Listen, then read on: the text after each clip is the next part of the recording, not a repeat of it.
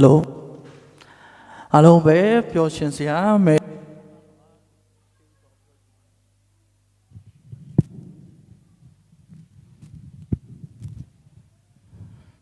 ကျေးဇူးတော်ပဲကျွန်တော်က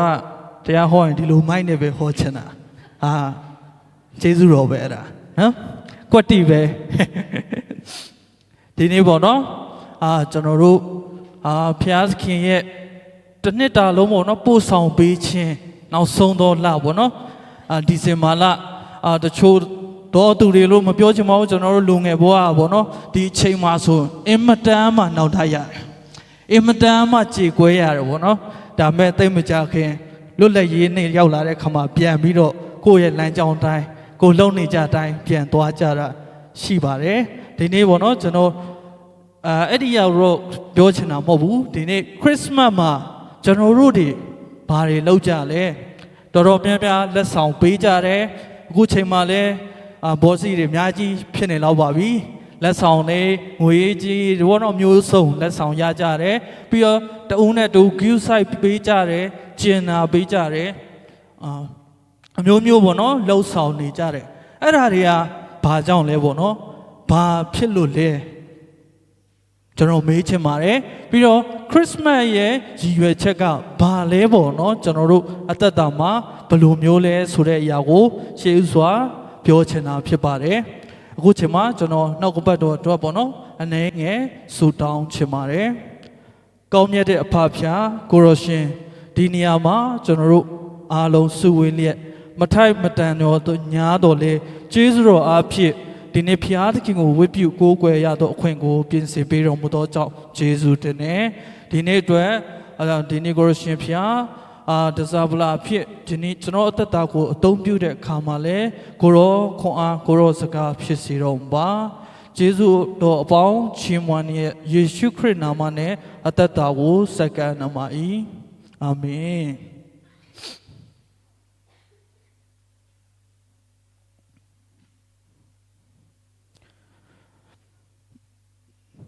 ရှင်လုကာခရစ်ဝင်ခန်းကြီးနဲ့အငယ်30မှ14ကောင်းကင်တမန်ကလည်းကြောက်ရွံ့ခြင်းမရှိကြနဲ့လူအပေါင်းတို့သည်အလွန်ဝမ်းမြောက်ဝမ်းသာစရာတည်င်းကိုငါသည်တင်တို့အားကြားပြောရ၏ယနေ့တွင်ဒါဝိဒ်၏မြို့၌သခင်ခရစ်တော်ဒီဟုသောကယ်တင်သောအရှင်သည်တင်တို့အဖို့လို့ငါဖွားမြင်ခြင်းကိုခံတော်မူပြီးတင်တို့သည်အဘယ်နှမိတ်ဖြစ်သိရမည်နည်းဟုမူကားသူငယ်သည်အဝတ်နှင့်ပတ်ရ၍နွားစကွယ်၌တိတ်ထားလျက်ရှိသည်ကိုတွေးကြလိမ့်မည်ဟုဆိုပြီးလျှင်ထိုကောင်းကင်မန်နှင့်အတူကောင်းကင်ဘိုးခြေအများတို့သည်ချက်ချင်းထင်ရှား၍ကောင်းကင်ဘဝင်ဝဲဖျားသခင်သည်ဘုံကြီးတော်မူစေတည်းမြေကြီးပေါ်၌လည်းငြိမ်သက်ခြင်းရှိစေတည်းလူတို့အားမေတ္တာကရုဏာရှိစေတည်းဟုဖျားသခင်ကိုချီးမွမ်း၍မွတ်ဆိုကြ၏ဒီနေ့ပေါ့နော်နောက်ကပတ်တော်အဖြစ်အနေငယ်ခွာပေးတိုက်တွန်းချင်တာဖြစ်ပါတယ်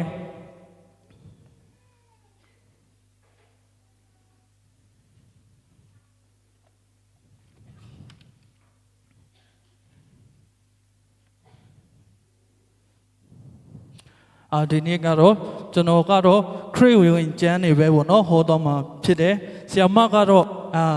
ဟေရှအနာဂတိကျမ်းပေါ့နော်အခြေခံတော့ဟောသွားတာဖြစ်ပါတယ်ဒါမဲ့ဆရာမလည်းခရစ်ဝင်ကျမ်းနေပါပါတယ်ပေါ့နော်ဒီနေ့ပေါ့နော်ခရစ်စမတ်ဆိုတဲ့အရာကျွန်တော်တို့ကြားလို့ရှင်ဘယ်လိုမျိုးလဲဆိုပြီးတော့အတိတ်ပဲကိုနော်ဖွင့်ဆိုကြတာရှိပါတယ်တခါ2022ကပေါ့နော်ကျွန်တော်Facebook မျက်နှာစာမှာကြည့်လိုက်တဲ့အရာလေးပေါ့နော်ခရစ်စမတ်ဆိုတာဘာလဲဆိုပြီးတော့သူကတူပြီးတူလိုက်မေးတယ်ပေါ့နော်ကျွန်တော်တို့ကကြားဆိုရင်ခရစ်တော်မွေးတယ်ခရစ်တော်ဆိုတာဘာလဲခရစ်စမတ်ဆိုတာဘာလဲအမျိုးစုံကျွန်တော်တို့ပြောနိုင်ပါတယ်ခရစ်ယာန်တွေကတော့နော်ဒါပေမဲ့ဒီနေ့မေယုံကြည်သူတွေလိုက်မေးတဲ့ခါမှာသူတို့ကဘာတွေပြောလဲဆိုတော့ခရစ်စမတ်ဘိုးဘိုးတဲ့ပြီးတော့နောက်တစ်ယောက်ကျတော့လေခရစ်စမတ် tree တဲ့မဟုတ်ဘူးနောက်တစ်ယောက်ကကျဲတဲ့နောက်တစ်ယောက်ကျတော့သူတို့တွေပျော်ပွဲရှင်ပွဲလုပ်တာပါအမျိုးမျိုးပေါ့နော်အဲ့လိုမျိုးတဒနာဖွဲ့ကြကျွန်တော်တို့လည်းငယ်စဉ်တော့ခရစ်စမတ်ဆိုပါလဲဆိုရင် အသားစားရတော့မယ်ဒီနေ့ကဒီချင်းနေတဲ့မှာဆိုရင်တော့ဝတ်သားစားရတော့မယ်ဘောနော်ကြက်သားတို့မဲသားတို့တိတ်စိတ်ဝင်စားဝတ်သားပဲစိတ်ဝင်စားဟုတ်တယ်မလားကျန်းစာထဲမှာတော့မစားခိုင်းဘူးနော်ဝတ်သားတော့โอเคအဲ့လိုမျိုးပေါ့နော်အမျိုးမျိုးဒါဖွင့်ဆိုကြတဲ့အရာရှိတယ်ဒီနေ့ခရစ်စမတ်ရာသီမျက်နှာစာမှာပေါ့နော်စီးပွားရေးအနေနဲ့လှုပ်ဆောင်နေကြတဲ့ဇက်ကောင်တွေလည်းရှိတယ် Santa Claus လို့ Grants လို့ Disney တို့သူတို့ဇက်ကောင်တွေမျိုးမျိုးပေါ့နော်ခုနပစ္စည်းတွေပေါ့နော်ကျွန်တော်တို့ Christmas tree တွေအဲ့ဒါတွေအားလုံးထဲမှာတကယ်အရေးကြီးဆုံးကတော့ယေရှုခရစ်တော်ပဲဖြစ်ပဲယေရှုခရစ်တော်ကျွန်တော်တို့တခါကျရင်မိတ်သွားတယ်ပေါ့နော်ဒီဟာကိုမိတ်သွားပြီးဒီစီးပွားရေးလုပ်ငန်းဒီအလှဆင်တဲ့ရှုခင်းနေတဲ့ပုံစံနေနဲ့ပဲဒီနေ့ကျွန်တော်တို့အဲ့ထဲမှာနှစ်မြုပ်နေတဲ့အချိန်တိုင်းတွေရှိတတ်ပါတယ်ဒါမဲ့ခရစ်စမတ်ကျင်းပရခြင်းရဲ့အတိတ်ကအကြောင်းအရာတော့ဘုရားသခင်သည်မိမိ၌တပါးတည်းသောသားတော်ကိုစွန့်တော်မူသည့်တိုင်အောင်ဒီမှာရှိတဲ့ CCM မှာရှိတဲ့ဒီနေ့လူတွေယုံကြည်သူတွေပဲလားမဟုတ်ပါဘူးလောကမှာရှိတဲ့လူသားတိုင်းကိုချစ်တယ်တဲ့ဒီနေ့အဲ့ဒီနှုတ်ကပတ်တော်ကပေါ့နော်ဖော်ပြတာဖြစ်တယ်ဒါမဲ့အဲ့ဒီခရစ်တော်ကိုယုံကြည်လက်ခံတဲ့သူတိုင်းကမှသာထာဝရအသက်ရမယ်ဆိုတဲ့အရာကိုလွန်ခဲ့တဲ့နှစ်ပေါင်း2000ကျော်ထဲကပေးအပ်တဲ့သတင်းကောင်းဖြစ်ပါတယ်ခရစ်စမတ်ဆိုရဲ့အဓိပ္ပာယ်ဆိုတာကတော့ဒီနေ့ခရစ်တော်ကသူ့အသက်ကိုတက်နေပေါ့နော်စွန့်ပြီးတော့လူသားအားလုံးကိုချစ်တယ်မေတ္တာနဲ့ပေါ့နော်ပေးဆက်တဲ့နှလုံးသားကိုဒီနေ့သတင်းကောင်းအားဖြင့်ဒီနေ့ခရစ်စမတ်ရဲ့အဓိပ္ပာယ်ဖြစ်ပါတယ်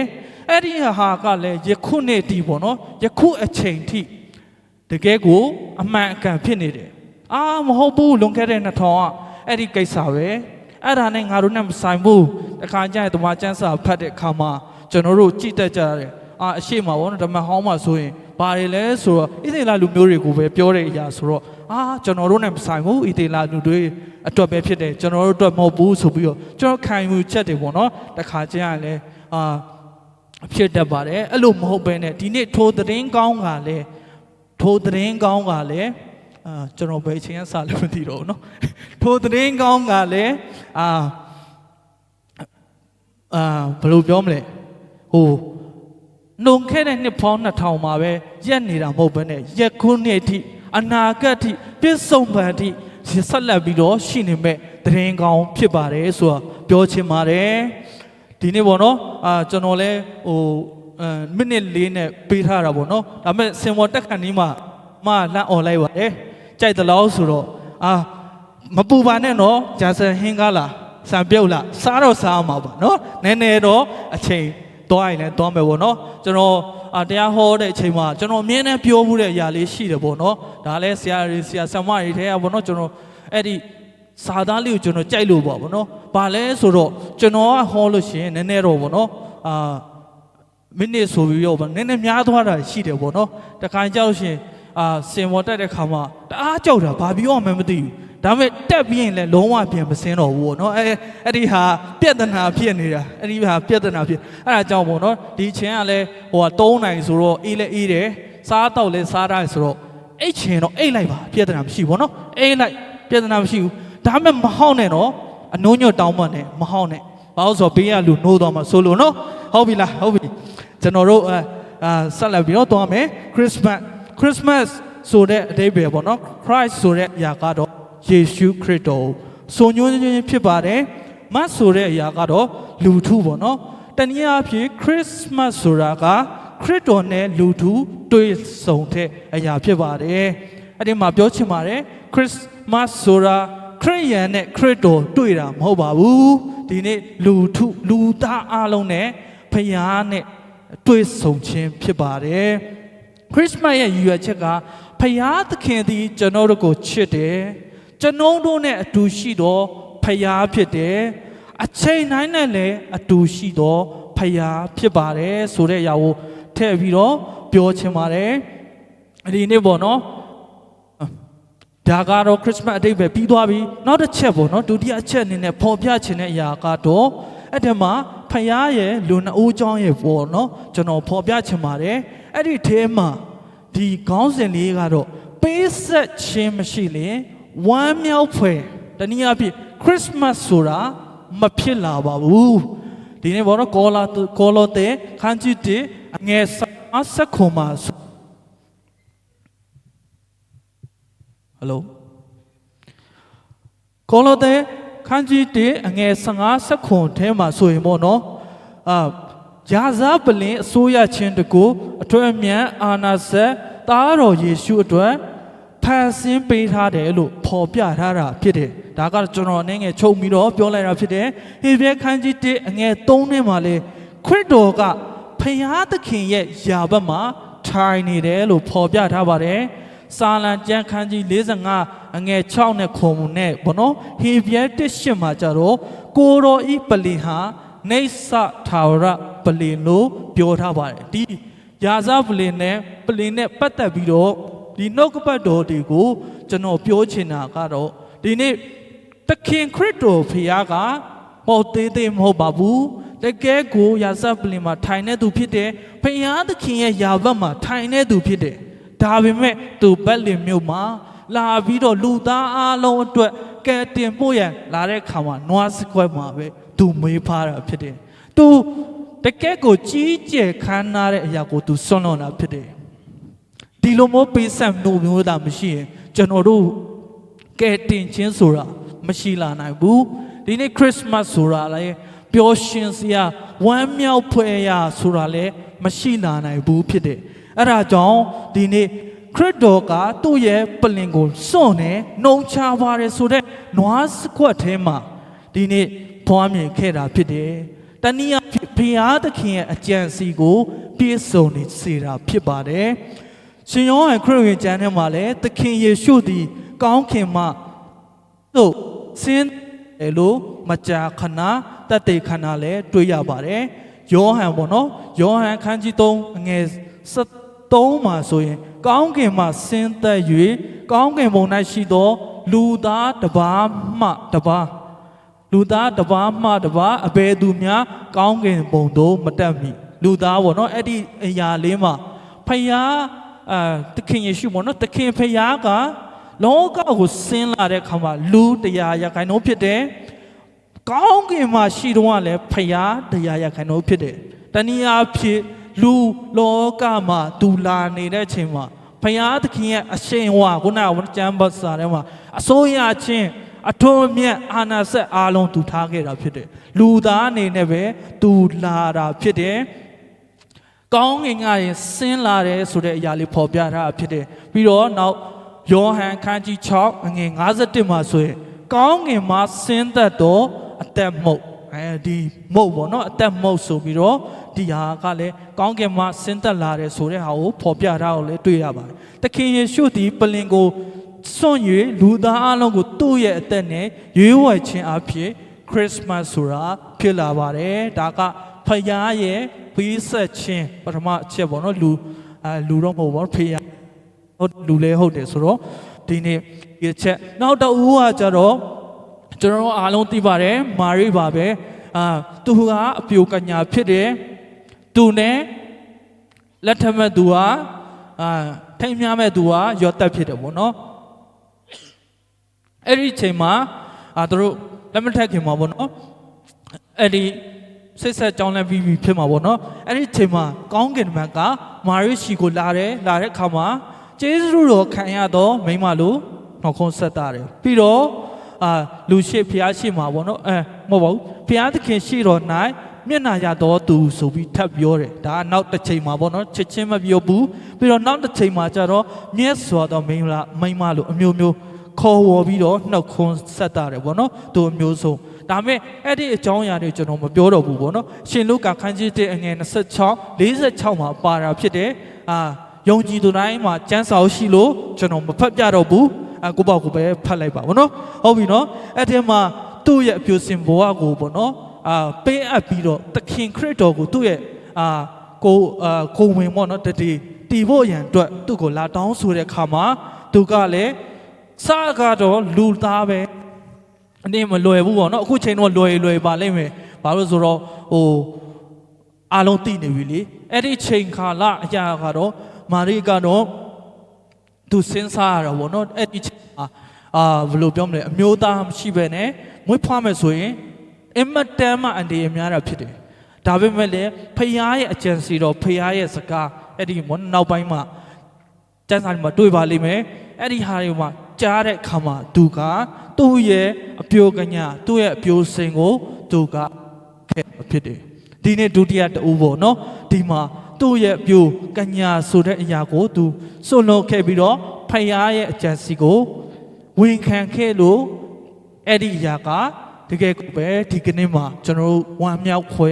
ခရစ်စမတ်ဆိုတဲ့အကြောင်းအရာကိုကျွန်တော်ချီးမွမ်းနိုင်တာဂိုးခွဲနိုင်တာဖြစ်ပါတယ်နောက်တစ်ဦးကတော့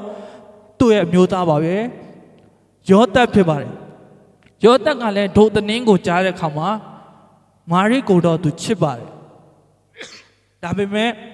သူတိတ်လေးပေါ့နော်ထွက်သွားဖို့ရအတွက်သူ့ရဲ့အစီအစဉ်လေးသူလှုပ်ထားတယ်လို့ကြားပါတယ်မာသက်ခန်းကြီး1ငယ်20နဲ့23မှာပေါ့နော်အဲ့ဒီအကြံစီကိုကောင်းဘုရားသခင်ကတည်ရတဲ့ခါမှာကောင်းကင်ဘုံဆစ်လုပ်ပြီးတော့ဒါကဘုရားသခင်လုပ်တဲ့အကြံစီပါလို့ပြောတဲ့အခါမှာသူ့ရဲ့အစီအစဉ်ကိုသူကဘယ်လိုပြောမလဲစွန့်လိုက်တယ်ပေါ့နော်သူ့ရဲ့အကြံစီကိုစွန့်ပြီးတော့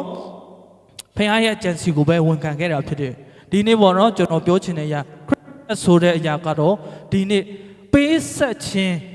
နှလုံးသားတွေပေးဆက်တဲ့စွန့်လွတ်တဲ့နှလုံးသားတွေမရှိရင်တော့ဖြစ်လာမှာမဟုတ်ဘူးဒါပေမဲ့ကျွန်တော်တို့အခုချိန်မှာဒီတိုင်းပေါ့နော်ဒီအရာအဖြစ်ကျွန်တော်တို့ရရှိနေပြီတကယ်ကိုပဲဒီအချိန်တိုင်းမှာဒီခရစ်စမတ်ဆိုတဲ့အတိတ်ဘက်ကိုခံစားနေပြီဆိုရင်ဒီကနေ့ကျွန်တော်အားလုံးကိုစိန်ခေါ်ခြင်းနဲ့ဖိတ်ခေါ်ခြင်းနဲ့ဘာလဲဆိုတော့ကျွန်တော်အသက်တာမှာတော့တခြားလူတွေအတွက်ဘာပြီးတော့ပေးဆက်နိုင်မလဲဒီနေ့ပေါ့နော်ကျွန်တော်ကအရင်တော့ကပေါ့နော်စကားတိတ်မပြောတတ်ပါဘူးနော်ခက်တီပဲနေတာပေါ့နော်ဒါပေမဲ့ကိုယ်တငယ်ချင်းတွေစကားပြောတော့ပေါ့နော်တခြားလူတွေတော့မပြောနိုင်ဘူးဒါပေမဲ့ဖယားသခင်ကကျွန်တော်တက်တာကိုခရစ်တော်ကတော့မွေးဖွားရဲဆိုတဲ့အရာခံစားတဲ့အခါမှာတခြားလူတွေကိုပေါ့နော်ကျွန်တော်တမာတရားပေါ့နော်အင်္ဂလိပ်တရားကျွန်တော်ဝင်ငှလိုင်းနာဖြစ်ပါတယ်ပြောချင်တဲ့အရာကဒီနေ့ကျွန်တော်ကတော့ဝင်ငှခြင်းပေါ့နော်တချို့တော်သူတွေကလည်းအမျိုးမျိုးသောဒီထဲမှာဆိုအကြံစီတွေဖယားရဲ့အကြံစီကိုဝင်ခံလိုက်တယ်ကိုယ့်ရဲ့အကြံစီကိုမေ့လိုက်တာအဲ့လိုမျိုးပေါ့နော်အမျိုးမျိုးတွေလည်းရှိပါတယ်ဒါကြောင့်ဒီနေ့ဝမ်းမြောက်ဖွယ်သတင်းကောင်းခရစ်စမတ်ဆိုတာကျွန်တော်တို့ပေးဆက်ခြင်းမရှိဘူးဆိုရင်အလကားပဲဖြစ်တယ်ဒီနေရာပါပဲရက်သွားလိမ့်မယ်ဖြစ်တယ်ဒီမှာတော့ပေါ့နော်ကျွန်တော်ယုံကြည်တဲ့ CCM မှာရှိတဲ့ယုံကြည်သူတွေပေါ့နော်ဆရာဆရာမတွေတင်းထောက်လူကြီးတွေအသင်းသားတွေအားလုံးကလှုပ်ဆောင်နေမယ်ဆိုတာယုံကြည်ပါတယ်ကျွန်တော်တို့တွေဆက်ပြီးတော့လှုပ်ဆောင်မှာခုနဆရာမလည်းပြောသွားတဲ့သူတရားဟောမဲ့နေရာတွေပေါ့နော်အစေခံမဲ့နေရာတွေပြောသွားတာလည်းကြားပါတယ်ဒိုနီး၎င်းမဲ့ဒီထဲမှာတယောက်ပြီးတယောက်ထပြောမယ်ဆိုရင်ဒီနေ့4နိုင်မဟုတ်တော့ဘူးเนาะ6နိုင်တော့ဖြစ်သွားမယ်အားလုံးဒီမှာအိတ်လိုက်အောင်သိမယ်เนาะဟုတ်တယ်မလားဒီနေ့ကျွန်တော်တို့တွေကကိုတာဝန်ကိုပေါ့เนาะဒီခရစ်စမတ်မှာတာ၍မှုပြုနိုင်တော့သူများဖြစ်ပါစေခရစ်စမတ်အတိတ်ပဲလေးကိုအနေငယ်ပေါ်ပြချင်တာဖြစ်ပါတယ်ဒါကြောင့်ကျွန်တော်တို့ရဲ့ဘဝမှာနေ့ရက်တိုင်းမှာအခြားသူတွေကိုပေးကမ်းခြင်းဂရုစိုက်ခြင်းကျင်နာခြင်းပြီးတော့တခြားသူတွေပေါ့နော်ယိုသေးလေးစားခြင်းပေါ့နော်ကိုယ့်ရဲ့လှုပ်ဆောင်နိုင်တဲ့အရာတွေချီးမွမ်းခြင်းဒါလည်းပါပါတယ်အမျိုးစုံမှာတော့ပါဝင်ဆက်ကပ်ဖို့ရလိုအပ်တယ်ဖယားသခင်ကလည်းကောင်းမြတ်တဲ့အရှင်ကကျွန်တော်တို့ကျင်းဆောင်လို့တဲ့အရာကမြေကြီးအပေါ်ရှိပေါ့နော်လူသားအလုံးကိုလှုပ်စေတဲ့အရာကတော့ချစ်ချင်းမေတ္တာပဲဖြစ်ပါတယ်ဒါဟာကောင်းသောအချင်းဖြစ်တဲ့ငြိမ်းချမ်းမှုလည်းအတွက်လည်းဒီချစ်ချင်းမေတ္တာကအင်မတန်လိုအပ်တာဖြစ်ပါတယ်ဒီရာသီမှာပေါ့နော်ဒီနေ့ခရစ်စမတ်ရာသီမှာဘုရားကိုချီးမွမ်းရေးဆင်နွှဲရေးပျော်ရွှင်မှုတွေပေါ့နော်မျှော်လင့်ချက်တွေနဲ့ငြိမ်းချမ်းမှုတွေနဲ့ချစ်ချင်းမေတ္တာတွေနဲ့နော်မိသားစုပေါ်ဒီ CCM မှာရှိတဲ့မိသားစုအပေါ်မှာလာမဲ့တစ်လျှောက်လုံးပေါ့နော်ဒီနှစ်မှာ၎င်းလာမဲ့နှစ်အားလုံးမှာ၎င်းပျော်ရွှင်စရာခရစ်စမတ် Merry Christmas ဖြစ်ပါစေလို့မေတ္တာဆုမကောင်းပြောရင်နေကုန်းချောရပါတယ်ရောက်စီတိုင်းပေါ်မှာဘုရားရှင်ကောင်းချီးပေးပါစေ